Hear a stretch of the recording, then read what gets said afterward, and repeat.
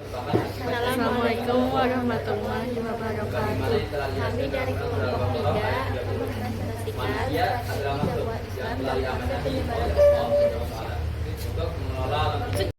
Anggota kelompoknya yaitu saya Balina Ismatul Hawa, saya Faiza Kaisa Zina, Saya Jihan Asyifa. saya Masya Allah Terbusa. Strategi dakwah Islam di Indonesia. 1. Perdagangan. Perdagangan merupakan media dakwah pertama kali yang dilakukan oleh penyebar agama Islam di Indonesia. Ini dapat dilihat dari kesibukan lalu lintas perdagangan pada abad ke-7 Masehi hingga ke-16 Masehi. Selain mencari keuntungan duniawi, mereka juga mencari keuntungan rohani dengan cara membiarkan Islam masuk ke Indonesia melalui 2 jalur utama berikut. Jalur yang pertama yaitu jalur utara, yaitu dari Arab, Mekah dan Madinah ke Damaskus, ke Baghdad, ke Gujarat atau pantai barat India, ke Sri Lanka, lalu ke Indonesia. Yang kedua yaitu jalur selatan, yaitu dari Arab, Mekah dan Madinah ke Yaman, ke Gujarat, ke Sri Lanka dan ke Indonesia. 2. Pernikahan. Pernikahan merupakan saluran islamisasi paling mudah. Dari pernikahan ini akan membentuk jaringan kekerabatan sehingga mengukuhkan generasi-generasi Islam di Indonesia hingga sekarang. Pernikahan yang dilakukan dengan anak bangsawan, bupati, maupun raja akan lebih menguntungkan. Berikut beberapa contoh saluran islamisasi melalui pernikahan yaitu A. Pernikahan antara Rara Santang atau Putri Prabu Siliwangi dan Syarif Abdullah melahirkan Syarif Hidayatullah atau Sunan Gunung Jati. Dan B. Pernikahan antara Putri Blambangan dan Maulana Ishak melahirkan seorang putra bernama Raden Paku atau Sunan Giri.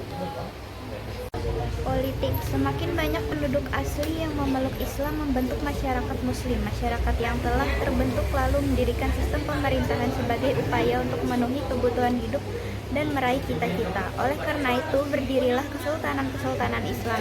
Kesultanan Islam lalu menyebarkan Islam kepada seluruh rakyatnya. 4. Pendidikan.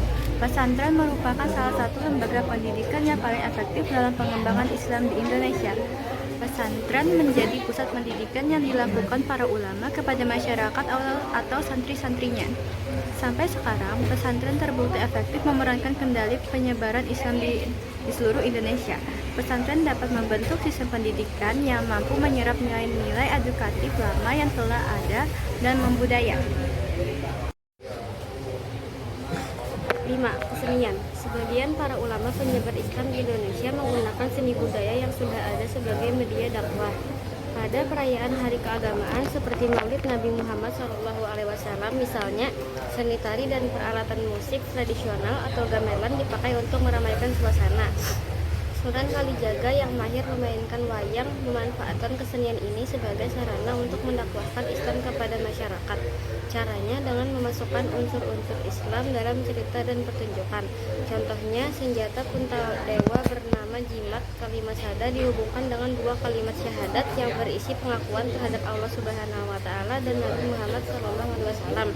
Masyarakat yang menyaksikan pertunjukan tersebut akhirnya mengenal Islam dan tertarik untuk menganutnya.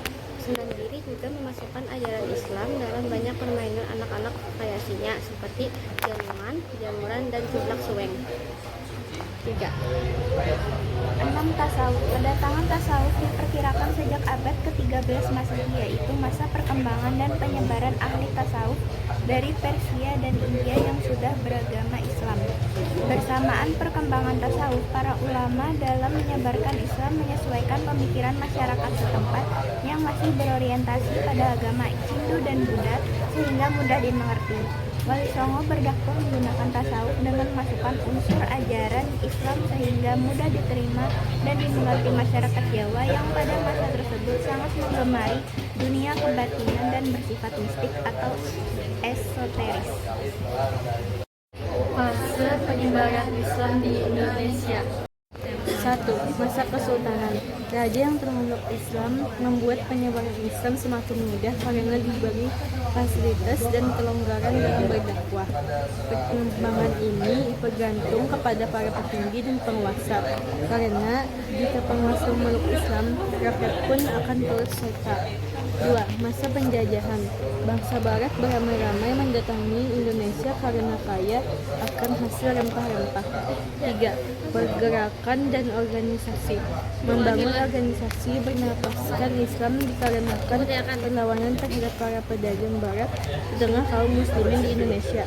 Organisasi tersebut berfungsi untuk menyebarkan ajaran Islam serta membantu rakyat bebas dari segala macam penjajahan. Terima kasih. Assalamualaikum warahmatullahi wabarakatuh.